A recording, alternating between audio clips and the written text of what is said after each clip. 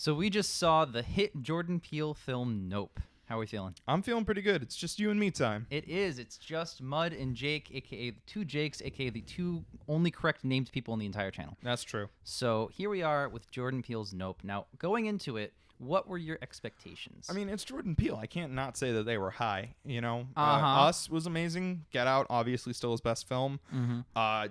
Come on. It's Jordan Peele's making a horror film, and it's starring Keke Palmer, Daniel Kaluuya, and Stephen Yeun. I didn't even need to see a trailer. I would have gone and seen this without it. Same. They announced it, and way before the trailer, I was like, okay, bet. That's like my top 10 most anticipated of the year. Easy. Yeah, exactly. Probably top 5, if I remember correctly. It's like, oh, Nolan's making a new film. All right. I'm in. Cool. That's on the list. Oppenheimer, I don't give a fuck. I'm seeing it. There are certain directors that you just have trust in. Yeah. You know? Jordan Peele is definitely one of those. Now, Get Out, in my opinion, is like a top 20 all-time ever movie. It's like super mega top.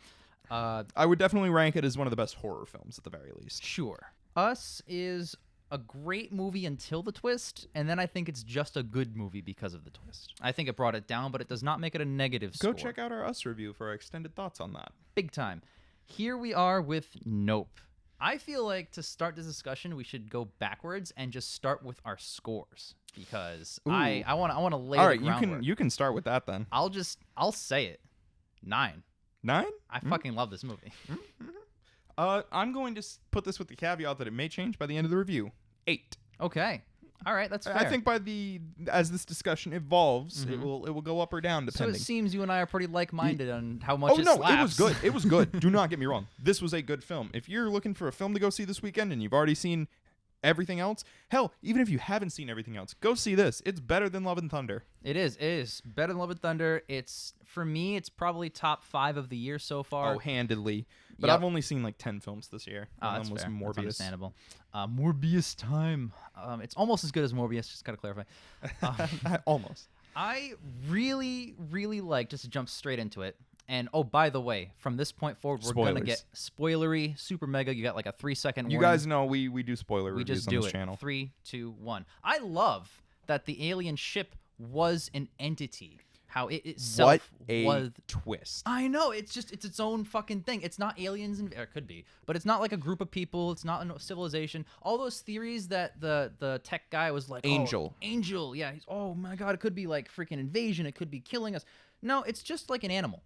It's a predator. Yeah, It just eats it's us. hungy. Hungry. It's all It's it is. hungy, bro. It's simple and it's great. And it's such a good concept because, you know, for me, one of the things I love in good films is originality. I'm like, I can't think of another film where there is no ship. It's just a beast looking to eat. It has no greater purpose. It has no higher calling. It's just, you get in my tummy.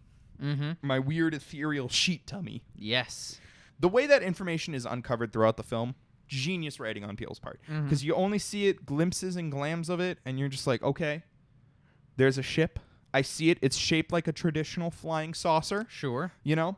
Stephen Yeun's character is selling memorabilia of the alien. And you're like, all right, cool. So that's what the aliens are going to look like at the end. Nope.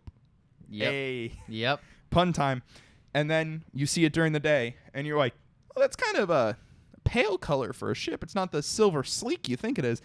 And then you see the ripples on it. Yep. And you're like, oh, that's skin. That skin, it's eating you because it is a gigantic monster. And that reveal, dude, it took me a second. I was like, are they in some sort of processing tube? And then it gets to like the corpse, and I was like, oh my God. It's alive. I love the fact that this is a creature that the movie is saying this could have existed in the 60s when people were getting that UFO scare craze. Like, Yes. This motivated and inspired all of like the weird flash photographies of everything and all the crazy people abducting you. Abductions, yeah. Yep, this is what like is the real myth behind the myth. So that to me is very interesting how that was executed. Yeah. I really like the fact that it's not just a normal horror where everyone just slowly dies until the end. There's like one guy left. Like after the second act low point, they form a plan and they execute that plan to moderate success. Like, I love the fact that they clap back. I'm a little hazy on the point of the plan. I get it's to get the footage and then maybe get that footage to authorities. Sure. I get where that's going. I don't know. There was just like this one moment where they're like formulating the plan, and I'm like, What's the point of this? Like, where are we going? It's all about making the word known, making the creature public knowledge. I got that eventually, but there was just that one little moment where they're planning, and I'm like, you can't kill this thing. I will say I like the plan quite a bit. I dislike the cinematographer going Moby Dick at the end. Like, I'm going to run into you with footage. We'll get to that in a second. Sure. I have a problem with the plot. Okay. Which is that there's no reason for OJ to figure out that it ate everybody. Okay. I mean, I see that. I remember that part of the movie. That didn't stand out to me as, like, something that, like, tripped me up. The reason I say that is because, so, Stephen Yeun's character and a bunch of people get abducted by the alien and swallowed. And at this point, the information has been getting trickled out that they're not being just abducted. Something else is happening to them. Mm-hmm.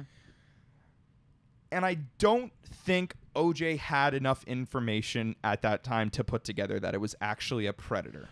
Oh, okay. So the last thing that happened before he informed people was that it kind of like tipped up and tried to suck the horse that way. It's a weird sentence, but like, you know, it's swooping down and kind of peeling back and sucking everything up that way and trying to do that. I thought at that point he saw that it had a mouth. I thought that was what was I guess happening. it could be interpreted as a mouth.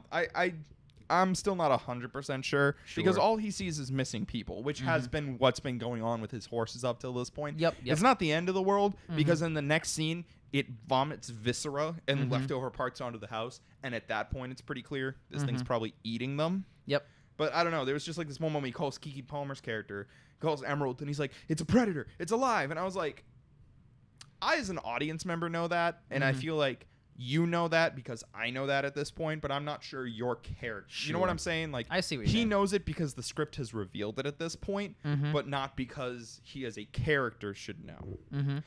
It's not the end of the world, though. Sure, that's understandable. Because, like, again, 2 seconds later, he would have figured it out. Right, yeah, exactly. I think it's just a pacing thing. So the cinematographer, yeah, that's definitely a drawback.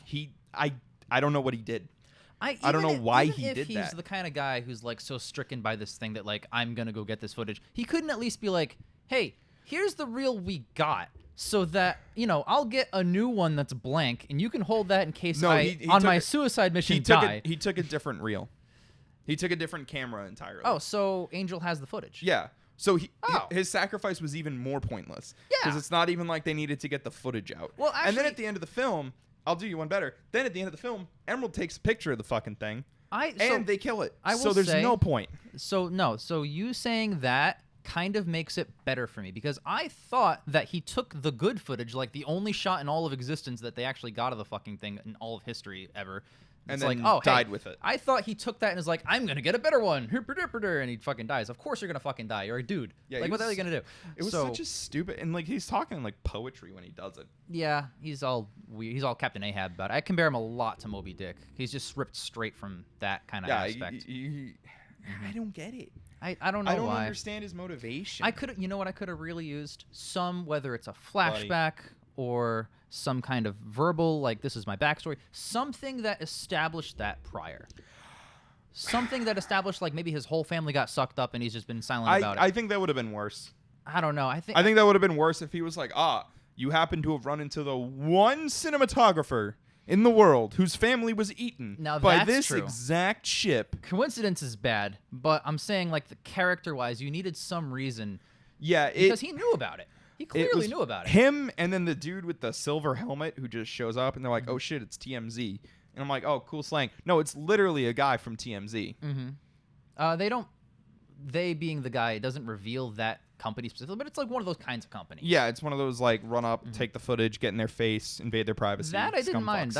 That's a normal thing that would probably happen, I am not sure because the way the geography of everything is laid out. Yep.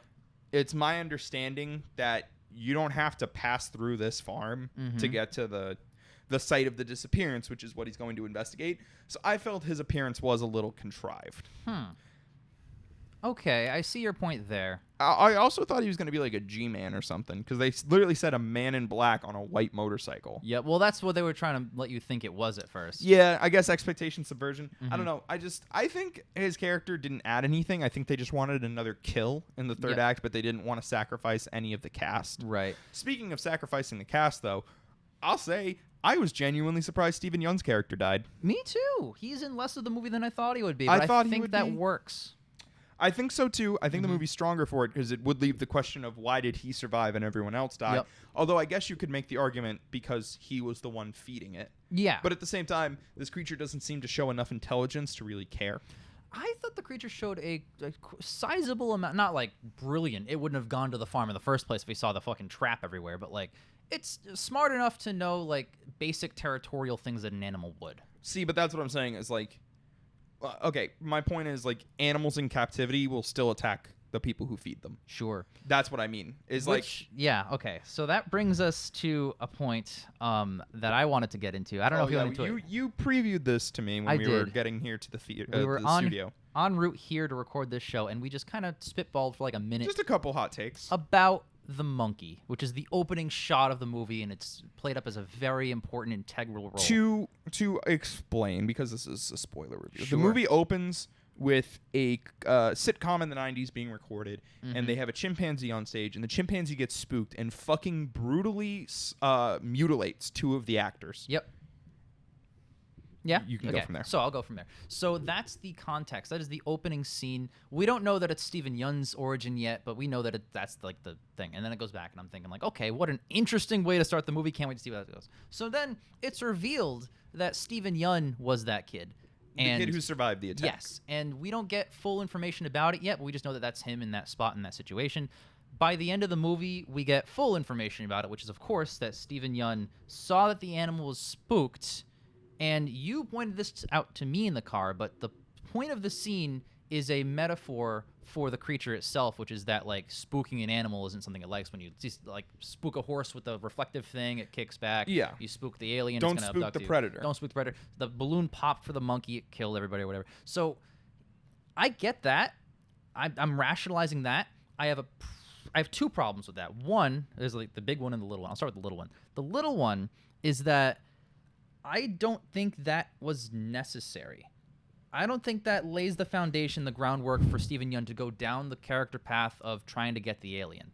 Yeah, so later on in the film, it's more or less stated that the reason this alien is around is because Stephen Yeun's been feeding it. Yep.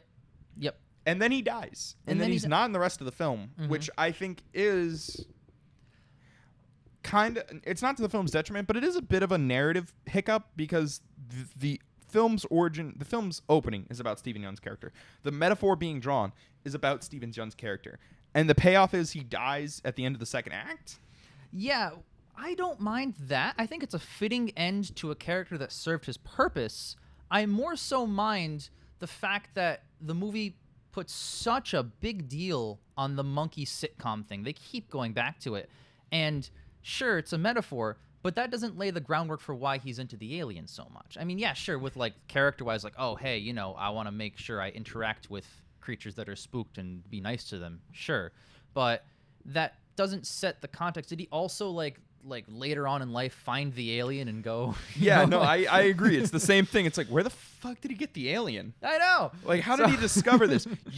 You thought that the alien showed up at the recording, Yes. and spooked the monkey. I did. And the main reason I first thought that, which when I mentioned to you, you even went like, oh, what the fuck, was because the shoe was standing up on its own. One of the shoes falls off an actress and is standing completely straight up towards the sky. Yeah, and it's not a little detail. The camera goes to it and makes sure it's you know. also in Stephen Yeun's office. And it's in Stephen Yeun's office. It's a whole thing. It is. But you can't even say, not you specifically, but like if The you're royal you. trying to say, yeah, like if you, the creator of the movie, you're like trying to say like, oh, hey, well, it's relevant because it establishes that the alien shows up. No, it doesn't for two reasons. One, it's never been established that when the alien shows up, things just point up. It just dampens electrical fields and that's it, which is a great explanation for why nobody's found it. Two, there's no... Oh my god, I forgot my point. It's standing up and then... There's no reason why it would have spooked the monkey. Right. There's no pre-established context that when an alien shows up, one of a monkey or a horse or whatever would start like attacking people. It does show that when the alien shows up, the horse runs away from people and just freaks out and bails. I'll toss this one out. 3, Stephen Yeun's like 8 years old in that flashback. Are you telling me that he's kept an alien for at least 20 years? And what do you even mean by kept? It's in the sky. Like, there's a lot of questions raised with that. I know. I think it's best that the movie doesn't try to answer them because I think that would miss the point. Sure. Like, it doesn't matter. He has an alien. He feeds it horses. And hey, all right? credit to the movie. That is a powerful opening scene. It is. It is shocking. And when you see that scene in the movie play out, you remember the opening and you know that he looks at the camera, but now you know that you're in Stephen Yeun's point of view and you're like, oh, fuck, he's going to look at us. Yeah. And it ends with the monkey giving Stephen Yeun's character a fist bump, which was like the signature of the movie, which is... I think the scene is purely allegorical that Stephen Yeun has bonded with a predator. Yep. And it won't hurt him, but that doesn't mean it's necessarily a good creature. Yep. And obviously it comes back to bite him in the ass because the alien does eat Stephen Yeun's character.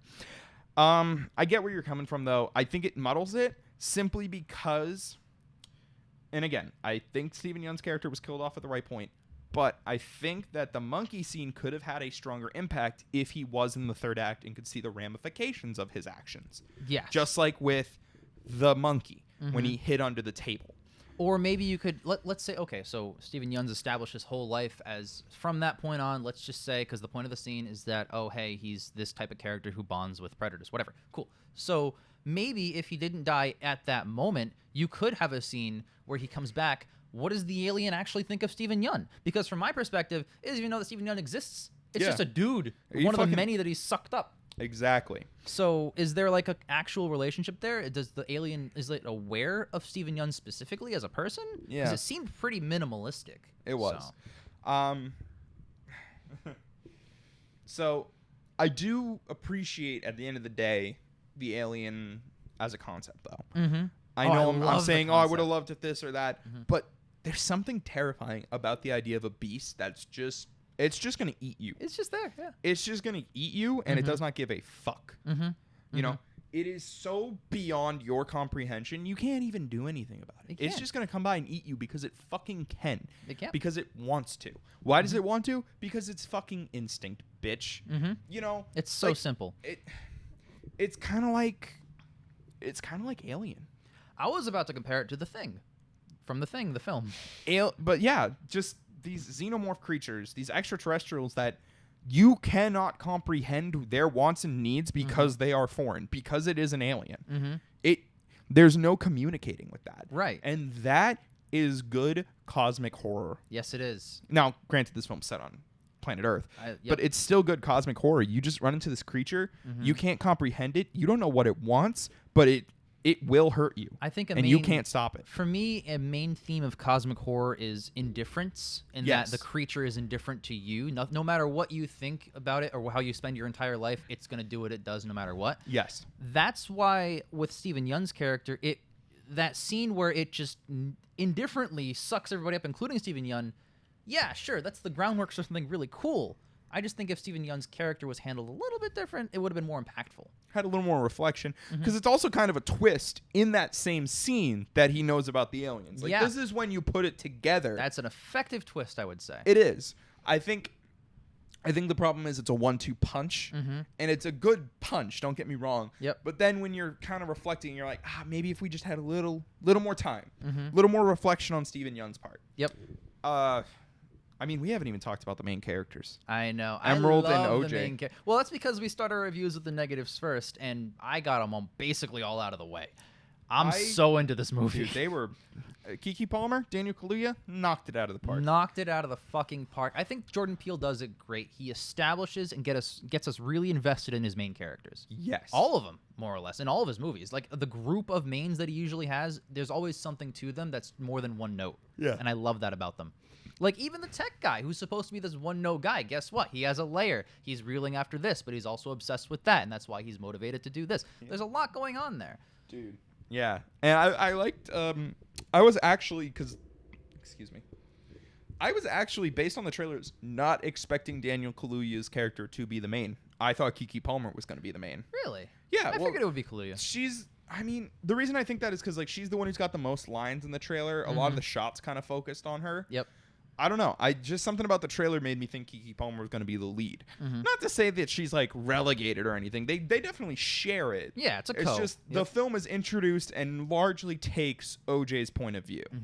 I love the fucking twist that the falling things, the falling like the coins debris. and keys, the debris, when it excrements everything, that was what that was. So it no longer was it like some freak accident. We knew it wasn't. Yeah. But like I didn't know if the movie was gonna play it off like, oh, it hit a plane and the plane blew up because they mentioned like. I mean, we've also seen that like sucks things up. So I was thinking, oh, maybe they just like threw something. Right, but it came down with such force. I figured like a nickel probably wouldn't tear through somebody's brain or anything. Oh, It'd probably God, that bounce was off the ground or something. Crazy. But no, it's because terminal velocity. Yeah. So the fact that it jettisoned down, I was like, wow, something's being launched at the ground, like all this shit. It was So, almost an attack. an attack, and that's exactly what was happening with the alien. So the fact that that was happening, and then you realize the twist, and you're like, oh, so not only like is he like, there's already reason for him to be invested in trying to capture or take a picture of this thing, but on top of that, now he has like that we know as an audience, there's personal skin in the game now. Because this alien has directly impacted his entire life, not only just because of his father, Keith David, who's very great in his minimal role, not only because of that, but because of his entire job, his career is all thrown off because he doesn't know what the fuck to do. He needs his dad to help with the Hollywood shit. It's clearly a two-man job to run this horse farm. Yep, the jean jacket creature has directly impacted their entire lives negatively for the past 6 months. Let alone the fact that it's eating the horses. Yeah. Like, which is huge. It's really good. I love it. I love the entire... God, everything that wasn't the negatives I said at the start, everything else in the movie, I fucking love. And the negatives are so minimal. They are. Like you can these are negatives that you can just shrug your shoulders at. Like They can. you know, I didn't like that, but whatever. I don't know if it's in theaters or on digital, but I'll be seeing it again. I love this movie. I would not be opposed to seeing it again. You know, which is good because oh my god, we are in such a drought for good movies right now, dog. We are. We unfortunately, audience, we do not have the luxury of living near cities that get the nice movies that play for 2 weeks for Oscar bait. Yeah, we get those on digital in December. We live out in the theatrical sticks. I even liked Angel. I thought he was going to be annoying, quirky tech guy side character. I was saying that too. Who I was love like Angel. over obsessed with like trying to fuck Keke Palmer or some shit. No, he's none of that. It's great, and I love their camaraderie. Like it's the little things where the fucking team in the house and then him team and in Keke, the house like, and they fist bump. And I'm like, that is such a real thing that I would do with my friend. Where I it's love like, that. Team hiding in the basement and then just fist bump with Ian. Literally straight up. That's exactly it. Like that is such energy. It is. It's so good. Like, I love to his go character. full Gen Z. That's just a vibe right there. It is absolutely a vibe. All three of them had vibes. I totally understood and connected with all three of those main characters. And where I'm they were. really happy Angel survived. Yes. I was worried. I was like, no, come on. He didn't do anything wrong. Yep. If he did sacrifice himself, I would have really cared though, as opposed to Captain I Ahab. thought he was gonna. I thought for a second he was gonna sacrifice himself.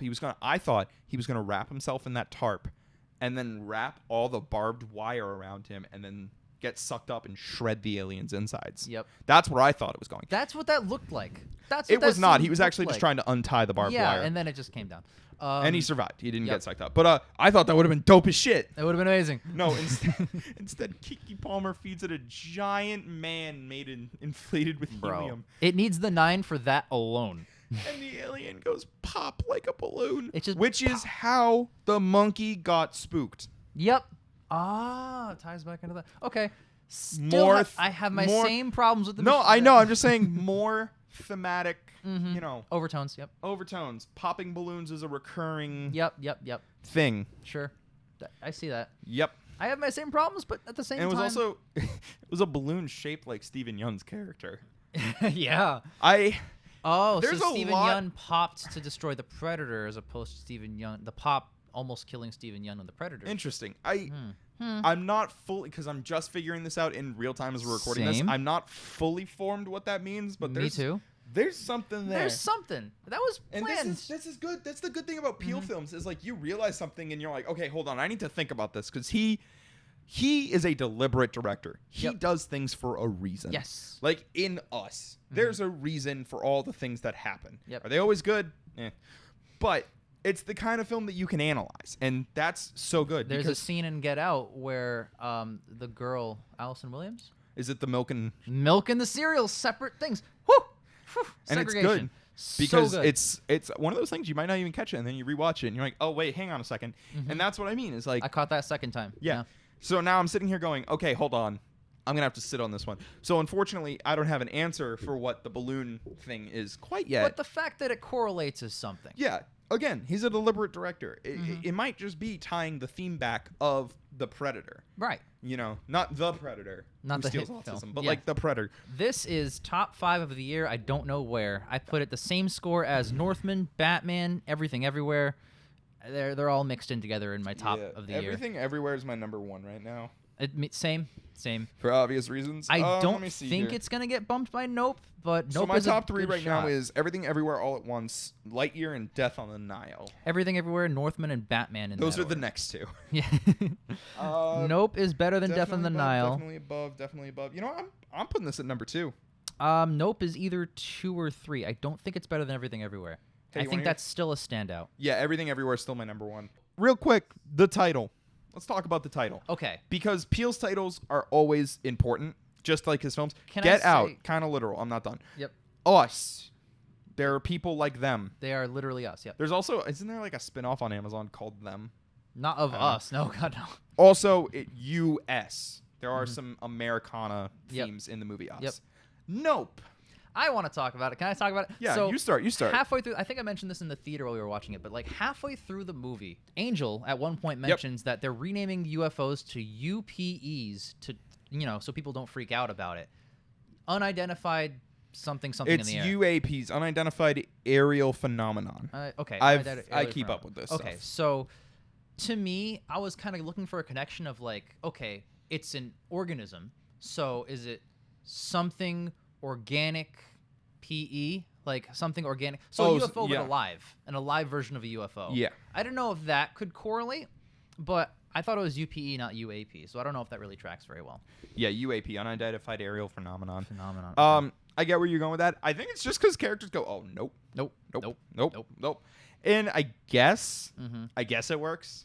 I think If you the way that I kind of saw that in the movie was like funny, Yeah. but also in the sense of like, A, not only would I do that, but B, if you've seen any comedy sketch from like basically any African American person who would do comedy, there's usually a point where they say something along the lines oh, hell of, no. oh hell no, or they're like, I can't believe I watched a horror movie and the character walked into the room that's scary. I'd be like, nope, I'm out.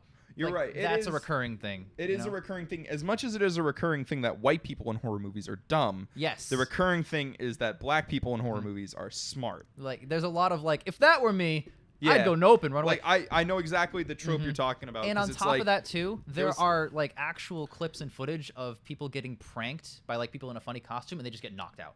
Yeah. And that happened in Nope. That happened. He fucking punched that kid in the dude face. in the owl costume, which is hilarious. So Yeah. he had it coming. So I Those kids guess were it's freaky. more commentary on that trope because there is a scene like that where Keke Palmer's character's like, "We're leaving," Yeah, we're and out. Daniel Kaluuya has like kind of a stoic moment where he's like, "This is I'm not running." I love the point where they're in the van, or no, just he's in the van while it just came out from the house and it's hovering over him, and he kind of looks up, goes back in, shuts his door, and it pauses, and then he slowly goes over, just locks it, and just kind of shakes his head. That's Nope. so funny. He doesn't say nope, but that is visual nope energy Yeah, that's so funny, dude. in that moment. So yeah, I think I will stick with my score of 8. And I will confidently stick with my 9. Yeah. So yeah, guys, if you're looking for a film to go see this weekend, check out Nope. Goddamn, Jordan Peele is like it for me. It's like on the level of like a Nolan, where if it's his name, I'm seeing it. Oh, I'm probably gonna enjoy it. Him, Villeneuve, Nolan, even Fucking- Wright. Yeah, Edgar Wright, 100%. Wright's fantastic. Who else? Zhao, Chloe Zhao. Mm-hmm. Her name's on it. I'm going to the theater. Even Watiti. Watiti's pretty great, yeah. But Now yeah. we're just naming. Now we're just naming directors we like. Yeah. But yeah, go see Nope. It's fantastic. See you next time.